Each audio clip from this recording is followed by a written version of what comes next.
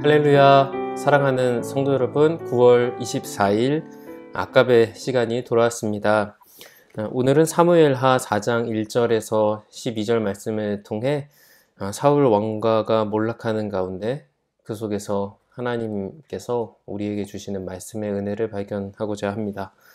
오늘 말씀 4장 1절에서 12절까지의 내용을 요약하시면 군대 장관 아브넬이 죽임을 당하고 그리고 사울 왕가의 왕을 자처하였던 이스보셋이 죽임을 당하는 이야기가 소개됩니다.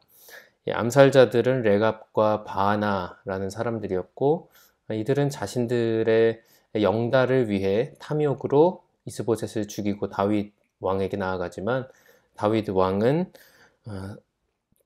사울 왕가를 존중하였고 하나님의 뜻을 사랑하였기에 이들을 처형하게 되는 내용입니다.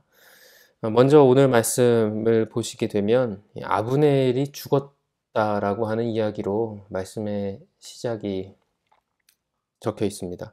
아브넬의 죽음은 온 이스라엘, 아마도 이 북쪽 지파겠지요. 사람들을 두려워하게 만들었을 것입니다. 당시 사울 가문에 남아있는 가장 유력하고 군대를 잘 이끌 수 있는 자라고 생각되어졌던 사람이죠. 그런데 이스라엘은 강력한 군사 지도자를 잃어버리게 됩니다. 리더십이 흔들리는 가운데 그 하위 리더십이었던 레갑과 바하나, 본문을 보시면 이들 또한 군대 지휘자들이었던 것으로 보여지는데요. 이들은 이제 아브넬도 없이 홀로 남은 이스보셋을 힘이 없기 때문에 암살하고 그들은 살아남으려 다윗 왕에게 찾아가게 됩니다. 그리고 다윗 왕에게 나아가기 전에 오늘 본문 중간 부분을 보시면 무비보셋이라고 하는 요나단의 아들이죠. 사울 가문의 다른 자손이 소개가 됩니다. 이 사람은 유모가 이 전쟁통에 할아버지 사울과 아버지 요나단이 죽던 날 그를 살리려던 유모의 실수로 땅에 떨어지게 되고 장애인이 되게 됩니다. 이야기가 이렇게 소개가 되고 이 무비보셋은 뒷부분에서 더욱 다뤄지게 됩니다. 간단히만 무비보셋에 대한 인생을 살펴보면 그는 5살 때 유모의 실수로 그리고 아버지의 전쟁의 패배로 가문의 영광을 잃어버리고 또 장애인으로 인생을 살아야 한다는 비참한 상황으로 비춰질 수 있으나 오늘 말씀에서도 보시는 것처럼 이스보셋은 오히려 레갑과 바하나에게 살인을 당하게 되고 무비보셋은 나중에 다윗 왕에게 극진한 대접을 받게 되죠. 지금 우리의 가문이 또 우리의 건강이 좋지 아니하더라도 하나님께서는 그것들을 위로하시고 또 회복하시는 때가 반드시 있을 줄 믿습니다. 안타까운 가정에서 힘들어하시고 건강으로 낙심하시는 성도님들이 있으시다면 사무엘하를 계속 묵상하고 또 아까베로 큐티하시며 그 은혜를 발견하시면 좋겠습니다. 오늘 본문의 핵심인 이 레갑과 바하나의 이스보셋 살인사건을 깊숙이 들어가면 레갑과 바하나는 자신의 생존과 출세를 위하여 이스보셋을 살해하게 됩니다. 그들은 그런데 자신들의 행위가 자기들의 탐욕 때문이 아니라 다윗 왕을 위한 것이며 하나님을 위한 것이라고 포장을 합니다. 오늘 말씀 8절이죠. 헤브론에 이르러 다윗 왕에게 이스보셋의 머리를 들이며 아뢰되 왕의 생명을 해하려 하던 원수 사울의 아들 이스보셋의 머리가 여기 있나이다. 여호와께서 오늘 우리 주 되신 왕의 원수를 사울과 그의 자손에게 갚으셨나이다 하니라고 합니다. 8절에 보시면 여호와께서 원수를 갚으셨다라는 표현을 씁니다. 감언이설이죠. 다윗 왕은 그러나 이러한 말에 속지 않습니다. 분명 다윗과 사울 가문은 원수지간이었지만 다윗은 하나님의 기름 부음 받은 자인 사울을 해하지 아니하였고 또 원수 갚음 또한 하나님께 있음을 믿었기 때문입니다. 그 대표적인 예가 이미 사무엘하 1장에서 보여졌지 않습니까?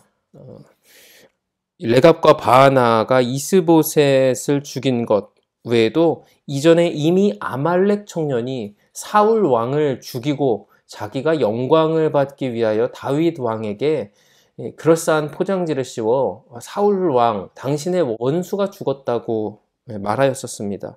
그때도 의로운 선택을 한 다윗이었죠. 다윗은 이번에도 정직한 선택을 합니다. 그리고 이 사람들을 처형하고 감언 이설을 분별해내게 되죠. 두 가지 은혜 살펴보겠습니다. 첫 번째는 하나님께서는 오늘 말씀을 보시며 레갑과 바하나가 여호와께서 당신을 위하여 이스보셋을 죽이셨다 뭐 이런 식의 표현을 들으실 때 매우 불쾌하셨을 것이라고 확신합니다. 하나님은 자신의 이름을 제멋대로 사용하는 것을 싫어하시는 분이심을 기억하시기 바랍니다. 레갑과 바하나는 자신의 탐욕을 위해 이스보셋을 죽였으며 다윗에게는 오히려 하나님이 사울 왕의 원수를 갚으셨다는 것으로 꾸며서 말합니다. 우리는 어떨까요? 신명기 말씀에 보시게 되면 5장 11절에 너는 내 하나님 여호와의 이름을 망령되이 일컫지 말라. 나 여호와는 내 이름을 망령되이 일컫는 자를 죄 없는 줄로 인정하지 아니하리라 라고 하셨습니다. 나는 하나님의 이름을 어떻게 사용하고 있는가?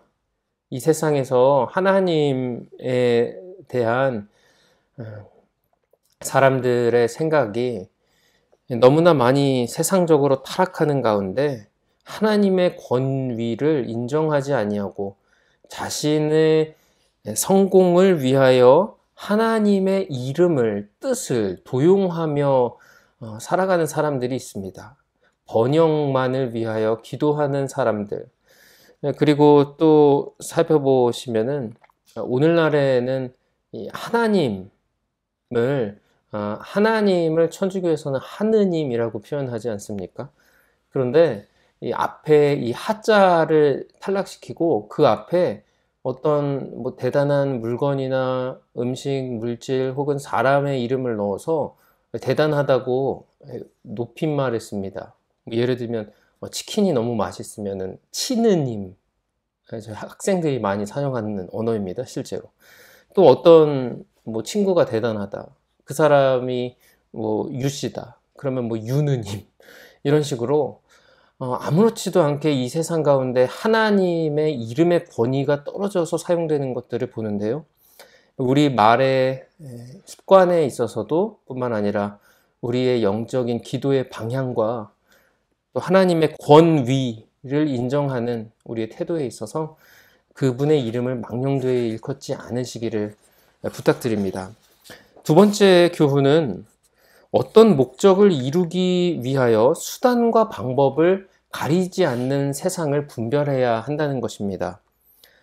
그리스도인들은 올바른 목적을 올바른 방법으로 성취하여 하나님께 영광 돌려드리는 사람들입니다.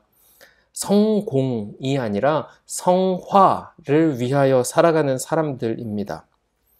거부가 되는 것이 인생의 목표가 아니라 거룩하게 살아 그리스도인으로서 예수 그리스도의 이름을 드러내는 게 삶의 목표입니다. 탐욕과 자기 집착이 레갑과 바하나의 인생을 죽음으로 몰고 간 것처럼 이러한 정욕들이 우리 삶의 동력이 되지 않도록 말씀으로 다스리시기를 바랍니다. 이제 오늘 아가벨을 정리해 보겠습니다. 레갑과 바하나는 그들이 하나님의 말씀의 깊은 뜻과 하나님 나라의 성취는 안중에 두지 않고 어떻게 하면 그들이 살아남을까? 어떻게 하면 그들이 더 높은 자리에 앉을까? 이제 다윗 왕가로 분위기가 기우는데 어떻게 한 자리를 할까라는 그들의 정욕과 탐욕을 앞장세웠습니다. 그리고 다윗에게 나아갔죠. 그들은 하나님을 모르는 사람이 분명 아니었습니다. 하나님이 이렇게 뜻하셨다라는 거짓된 포장지를 씌운 것을 보면 알 수 있죠. 정욕이 그들을 지배해버린 사례입니다. 이렇듯 우리는 탐욕이 우리를 지배하지 않을 수 있도록 늘 말씀과 기도로 깨어 하나님의 말씀을 가지고 이 세대를 분별해야 할 것입니다. 그런 주말이 되시기를, 또 말씀의 묵상 시간을 가지시기를 권면드립니다. 함께 기도하겠습니다. 하나님 아버지, 거짓이 아닌 진실함으로 살기 원합니다. 정욕과 탐욕이 아니라 하나님의 진실된 나라의 이 땅의 도래를 위하여 살기를 소망합니다. 거부가 되기를 위하는 것보다 거룩을 위하여 살게 하시고, 성공보다 성화를 쫓아 살아갈 수 있는 저희가 되도록 성령 충만하게 하여 주시옵소서. 하나님의 이름을 망령되이 사용하는 이 세대를 아무렇지 않게 따라가지 않게 하시고, 저희의 입술을 지켜 하나님 그분의 높은 권위를 찬양하고 칭송하는 말만 나오게 하여 주시옵소서. 이 주말 거룩한 주말 보낼 수 있도록 저희를 지켜주실 것 믿습니다. 예수 그리스도의 이름으로 기도드립니다. 아멘. 네, 이번 주말도 또 오늘 하루도 승리하시길 바랍니다. 감사합니다.